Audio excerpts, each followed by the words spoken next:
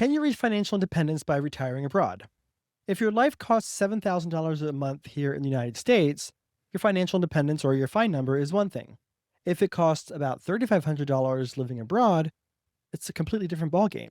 So the answer is yes, moving abroad can help you reach financial independence or FI sooner, not automatically, not magically, not because every country outside the United States is cheap and easy and safe and gay friendly. That's me. Or welcoming American retirees with cocktails. But yes, Also you. moving abroad can change the math.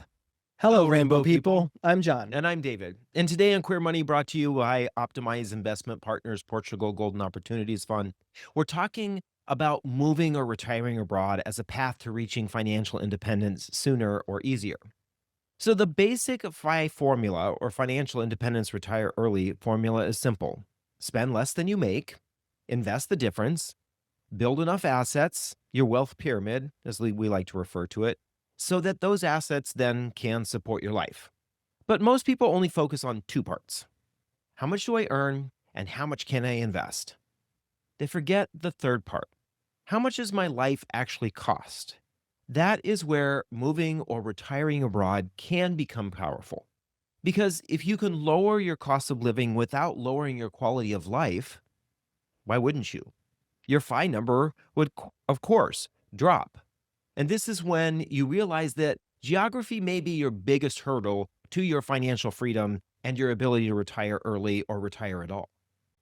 All right, so let's make this simple, or as simple as we can make math for the mathematically challenged. But if you need $80,000 a year to live in the United States comfortably, using the outdated 4% withdrawal guideline, that means you would need about $2 million invested to be able to have financial independence, or as FI as we'll call it from now on. But if you can lower that and live well abroad at $40,000 a year, that roughly reduces what you need to save or invest to about $1 million. That's Dramatic. dramatic, How right? many more years do you have to work to save an extra $1 million? Right. So lower your annual expenses can dramatically lower the amount you need to save for financial independence. Then that's about geo arbitrage or geographic arbitrage. You can earn, save, and invest at a higher cost economy, and then live in a lower cost place and stretch those dollars a lot further. I think this is part of the reason why we just watched something about why so many people moved to the South over the last, especially during and since the pandemic. People moved to the South because they were trying to take advantage of the fact that the South was traditionally a lot lower cost of place to live. And that's slowly changing, especially for the locals there. But I think that this is the important thing here is you can think about retirement and you can think about financial independence in very traditional terms. But if you want to expedite any of that, you're going to have to get out of your 48 contiguous state borders and start thinking about things differently. I'm not just saying just about getting out of outside the United States. I'm just talking about this is the box you need to get out of. And for many Americans, saving for retirement isn't necessarily about cutting costs like lattes. It's really about cutting costs when it comes to the big things. What are your housing costs? What are your healthcare costs? What are your transportation costs? Your insurance costs, especially if you live in a zone where there have been a lot of natural disasters or issues related to global climate change. And of course, there are taxes as well. All those things can play into how quickly you can get to your retirement number faster. And so I think there are really two paths we need to be thinking about here. The first path here is kind of that classical path. Save, invest in the US, hit your number, then you move to Portugal, Thailand, Brazil, or wherever it makes sense for your life. This takes advantage of security, right? You're building up that security, you're building up your confidence, you have that confidence in yourself and your earning potential. And The you challenge with that, though, is that it's always something that you're aspiring to. It may not ever actually happen because none of us is guaranteed tomorrow. right, it's motivating to keep you going, but like you said, it may take a long time to save $1 million, especially if you're in your late 20s or early 30s and you're listening to or watching this, that may seem like it's a long ways away. And when you consider the downside here, the downside is that you are US based. So your cost of living is US based. And that may be the barrier or the thing that keeps you keep having to keep working, right? You may work an additional 5, 7, 10 extra years because you're funding a lifestyle that you either don't need or maybe don't even want here at US prices. The second option is living abroad to reach your financial independence number faster.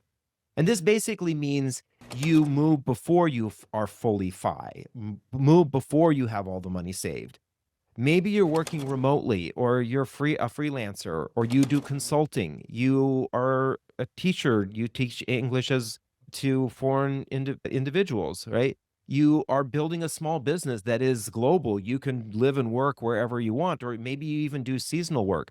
I actually just heard a story of, now this isn't necessarily people who are working but my parents were telling me about some friends of ours who lived in Ireland, and the two boys who are older now, they are married. They and their wives live in Southern Europe, but they go to Ireland for 2 months during the spring, and they are window washers, and they spend their whole day working 7 days a week, or I think 6 to 7 days a week, but they do this for 2 months, and they make enough money during that time period to be able to live in Southern Europe for the rest of the year. They don't need to work during that time period. So you may be able to find a situation like that.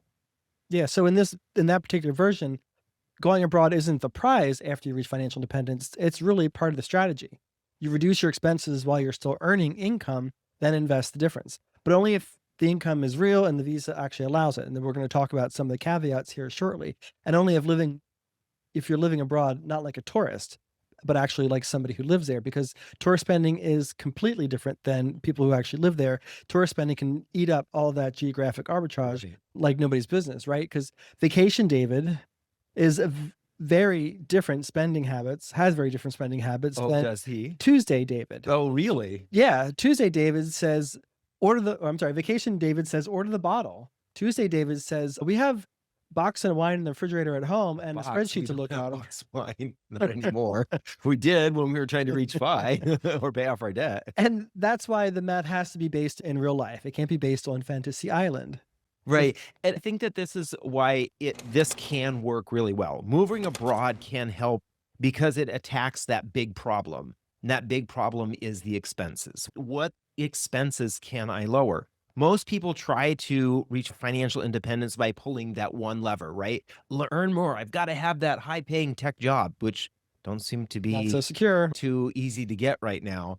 But that does help, right? You do need to have that steady income stream, or you do need you need to be earning a decent amount of money.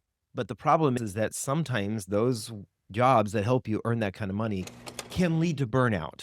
They're unstable, as we just mentioned. You are Ageism right is there. a thing. We just did that episode not too long ago. Exactly. And with things shifting with AI and healthcare, you just never know, right? The second lever is the investing one, and that's the one we're always going to be telling you got to pull that one because you'll never be able to reach into financial independence just earning a paycheck. It's an asset-based economy. You can't Right. work And on income. although we do know, we just had a retirement readiness review client who got a windfall of a significant amount of money that is going to afford him to be able to retire. That's the But that's anomaly because he plan. worked his butt off in tech, and finally one of the companies that he worked for went public, or not public, was bought out. So that third lever that we're talking about here is that's the expenses, right? This is not an easy button, but it can be a cheat code if you are deciding to attack this with geo arbitrage.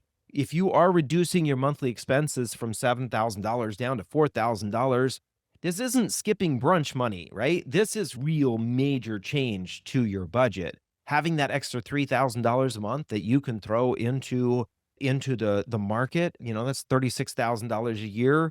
After 10 years, you're looking at probably close to $750,000 if you have decent growth. So you have to ask yourself, is there another city, another country, another lifestyle where you can still be safe, be seen, be connected, but at a much lower cost? That's the very reason why we do this entire International Gay Cities Retirement City Right. series, because we want to expose people to other options that are maybe available to them. And this isn't about escape. This is all about design. One of the new taglines we've adopted recently is retire by design, not by default. Moving abroad isn't about isn't just a retirement hack, it's actually a life design choice. If Right. you hate your spending, if you hate your job, if you hate your city, if you hate your healthcare system, if you hate your politics, you hate your community, you hate your there are Mm. other Might need options. to be looking a little inward if you hate everything. Right. But you, to your point, none of this will actually benefit you if you don't examine your life and figure out why it is you're retiring abroad. Because if you do retire abroad or do move abroad so that you can reach financial independence earlier, you're still taking yourself with you, right? You're still with you when you get there. So you bring your habits, you bring your relationship with money, you bring your expectations, all that just comes with you. So what they say, an unexamined life is not worth living. So yes, you can use this as a strategy to reach financial independence earlier, but you have to remember that there's one variable, one major variable that's not going to change. Are you saying maybe It's me. Hi, I'm the problem. It's me. I'm the problem, it's me? Tay Tay does not need us to promote her anymore. No, She she has doesn't. enough money. Yeah. So the goal isn't to run away from the United States and hope life is and the hope life and the math just work out. The goal is to design a life where the math, the lifestyle, the community, and the country all work together. That's what we mean by retiring by design, not by default, or retiring unbound. I think the runaway life and having it all work out only happens in the movies, Right. right? We hear these are the 1, 2 in a million kind of stories that actually happen. Yeah, 100%. And the Queer Money Retire Abroad Planner and Calculator maps and maths all this out for you. So you don't have to wonder what you're missing or what comes next. Grab yours in the link in the description of this YouTube video or in the link in your podcast player. So a reality check here, this moving abroad can shorten your timeline for financial independence. But that's only if you plan for the parts that Instagram leaves out, right? It is really important to make sure that you are doing this with a plan. And there are a lot of different moving parts here. You have visas. How long can you or do you want to stay in a particular country? Are you allowed to work in that country if you are there as a Not all visas resident? allow that option. Right. What do you need to be able to get get residency in that country? Are you able to bring your spouse or partner if you want to? Would you go without? I would never go without you. I'd kill you first. The next is taxes. Americans are taxed on their global income. So moving abroad isn't going to mean that you don't have to pay taxes in the United Right. States. There may be foreign tax credits, exclusions, treaties, and all sorts of planning strategies that you'll want to talk to an accountant about, but you will still pay taxes. And definitely do talk to a qualified accountant before making this move. And please remember, as an American, don't just move to another country and think that you're not going to pay taxes. If you're using the services in that country, we know a lot of you are thinking about retiring abroad because you want access to better healthcare. If you're going to do that, you need to pay your fair share. Otherwise, you're just a broke Elon Musk or Jeff Bezos. Leeches, right?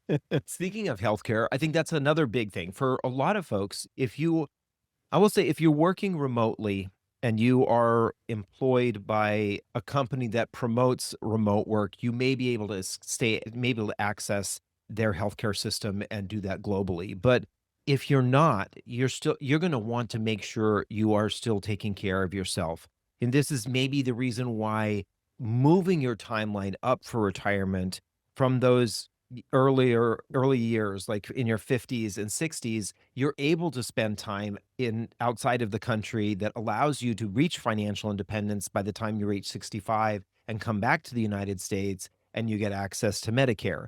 Remember, if you're over 65, Medicare doesn't cover you when you're living outside the United States. Yeah, you So go back home for that. you're going to want to do your research when it comes to healthcare, especially if you have pre-existing conditions like being HIV positive. Yeah. The other concern is currency risk, as we know a lot of people who are currently living abroad are dealing with some of those challenges. And finally, lifestyle creep exists abroad, girl. You can overspend anywhere. Thailand has resorts, Spain has tapas, Brazil has beautiful men and nightlife. And the gay budget knows how to accessorize, especially abroad. Gays are fancy airwear. Airwear. Airwear. Yeah. So yes, going abroad can help, but only if you run the numbers and you're honest with yourself about it. And what's a great path to retire in Europe with a European passport or Schengen access? Optimized Portugal Golden Opportunities Fund includes your family, keeps assets liquid, and is ranked among the world's safest path to e-residency. Find out more in the link below in this video description. So, can moving abroad help you reach financial independence faster? Yes, of course, yes. It lowers your real cost of living. It preserves or improves your quality of life. And if your income, visa, taxes, healthcare, and community all work out, it is a great option. But please make sure that you're doing it with a plan, not shotgun. Exactly. And if this episode has you wondering whether moving abroad or retiring abroad may help you reach your financial independence number quicker, let us know in the comments. We'd love to hear that. And this is exactly, as we said earlier, why we created the Career Money Retire Abroad planner and calculator. So if you want to get access to that, click the link in the video description or of this video or in your podcast player. And if you're looking for more videos on how to retire early or abroad or retire better, we've curated a playlist for you right here. Start there next, because the sooner you understand your options, the sooner you can build a retirement that actually looks and feels like you. So retire by design. Not by default.